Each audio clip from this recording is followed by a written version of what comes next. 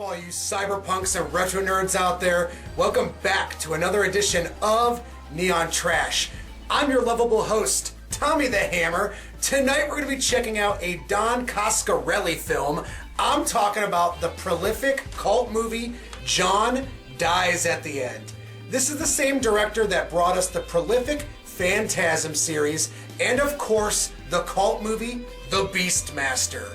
Two films that I respect a lot. I love those movies. In terms of John Dies at the End, well, I watched it when it first came out back in 2012 with my good buddy Adam McDougallies, and I feel like it's been long enough for me to revisit this movie.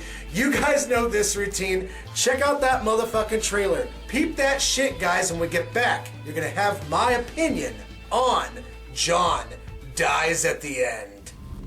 I realized all at once. My one chance to save the universe lay inside this bottle. It be opening doors to other worlds, man. What is that stuff, John? The soy sauce? That stuff. I'm remembering things that haven't happened yet. We were chosen by the soy sauce. So you guys are what? Some kind of spiritualist exorcists? It's something like that.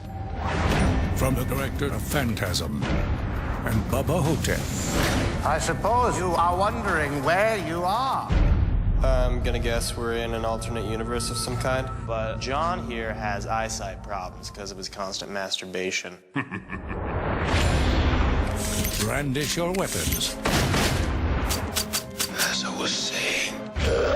Lock your doors. That's the axe that slayed me.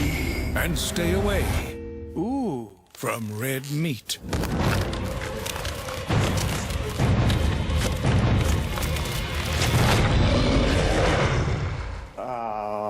Right? But whatever you do, don't spoil the ending. I'm going to be honest with you. You're fucked.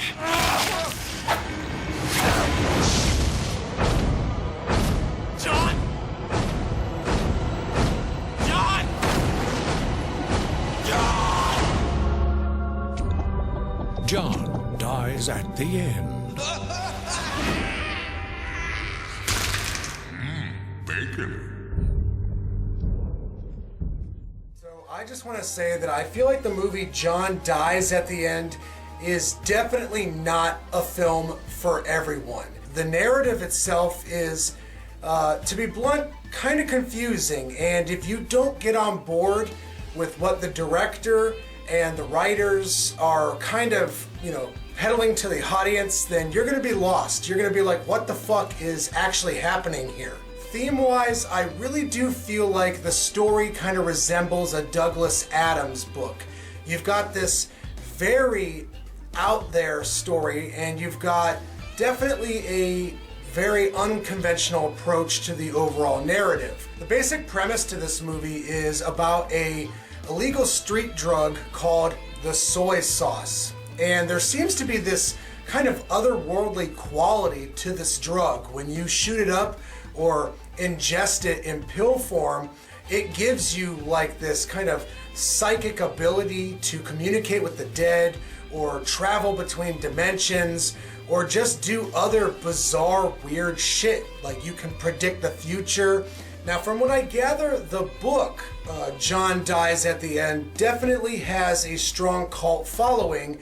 And, there's a lot of people that swear by it. Actor Paul Giamatti actually produced this movie because he was impressed by the overall book. From what I read online, he thought that there was so many ideas in the novel, so many crazy and creative elements that it was going to be a shame that some of these elements would have to be exorcised from the movie. And that's kind of clear as day here. When you're watching the film John Dies at the End, there's so much going on, so many crazy ideas that it's kind of hard to keep up. I feel like the two leads in this movie were excellently cast, and Paul Giamatti and Clancy Brown are awesome side characters. As a matter of fact, I feel like the end of this movie, the revelation about Paul Giamatti's character is nothing short of shocking, because it's just so out of nowhere, and if you don't see it coming, it really does kind of blindside you. The question that I have while viewing this movie is this film as good as Don Coscarelli's other work like Phantasm, or maybe even his later work like Bubba Ho-Tep? Well, it's definitely not as good as Phantasm. That movie is excellent because mainly its simplicity. That film is just a horror movie classic. With this movie here, it's so crazy, so spontaneous, so all over the place, that you might be going, you know what, maybe if the writers and everyone else involved reined it in just a little bit, it would have been a little more successful.